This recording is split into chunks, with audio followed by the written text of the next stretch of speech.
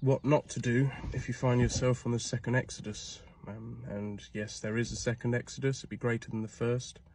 The churches don't teach it because they don't know about it, or if they do know about it, they don't teach it out of deception. Don't think the rabbis teach it, the synagogues, and very few in the Torah movement teach it, but it's all throughout prophecy. For example, Isaiah 11, 14, 43, 56, 65, Jeremiah chapter 3, 16, 23, 24, 30, 31, through Ezekiel, you see it in Revelation, where the lady's taken into the wilderness, where Jehovah's got a place prepared for her. And Paul warns you about the first Exodus, what their disobedience led to.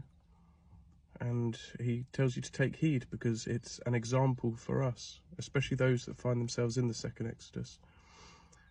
Those that find themselves in the second Exodus are blessed. There will be wheat and tares there. That's where a huge separation will take place.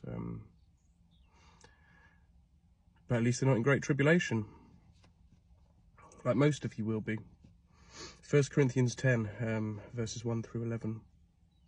Moreover, brethren, I would not that ye should be ignorant how that all of our fathers were under the cloud, and all passed through the sea, and were all baptized unto Moses in the cloud and in the sea, baptized into the holy covenant of promise, the 10 Commandments, and did eat all the same spiritual meat, and did all drink the same spiritual drink, for they drank of that spiritual rock that followed them, and that rock was Messiah. Yeshua is the split rock where the life-giving waters came out. You see that when he speaks with the Samaritan woman. And that rock signifies, the life-giving water signifies the 10 Commandments. But with many of them God was not well pleased, for they were overthrown in the wilderness. Now these things were our examples, to the intent we should not lust after evil things, as they also lusted. And that's God's definition of evil things, like Christmas, Easter, pagan Sunday worship, everything the Christian church does, but also what Judah and the Torah movement do. All of your hands are filled with blood. So verse 7, neither be ye idolaters, as were some of them.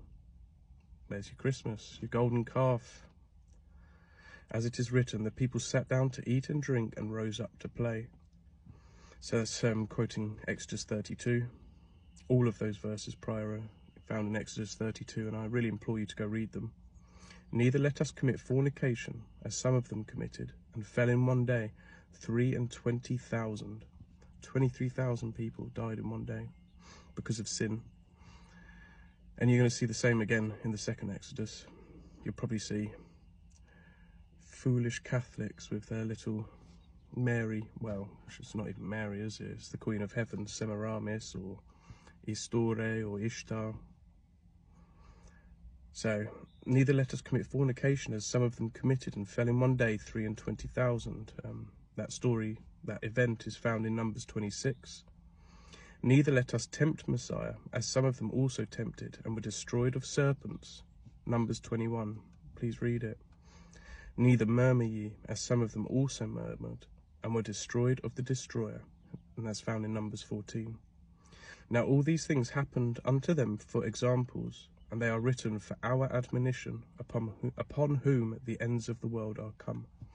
The ends of the world are come upon this generation. It's the generation of God's wrath. 2 Peter 3:8, be not ignorant that a day with the Lord is 1,000 years, pointing us to Hosea 6:2, that he, the Messiah, Yeshua, not Jesus, that Yeshua will tarry for 2 days, 2,000 years, and on the third day he will raise us up and we will live in his sight. And even if he was crucified in 33 AD, which is very unlikely because the church teach it and everything the church teaches a lie, but even if he was, that would be 2029 for the beginning of Great Tribulation, 3.5 Great Tribulation. Again, 7-year Great Tribulation, don't know where you pulled that from, except your ass. So we are those whom the ends of the world are come. And yeah, you've got to keep the 10 Commandments, you've got to repent, you've got to eat clean, you've got to teach others to do the same. Don't do the feasts. You do not want the angel of death passing over you this time. Isaiah 57:1 and 2. the very elect, they die in their sleep. They escape all of the evil that comes upon the earth. Whereas the majority of you need refining in the fire because you're so wicked. Yeah.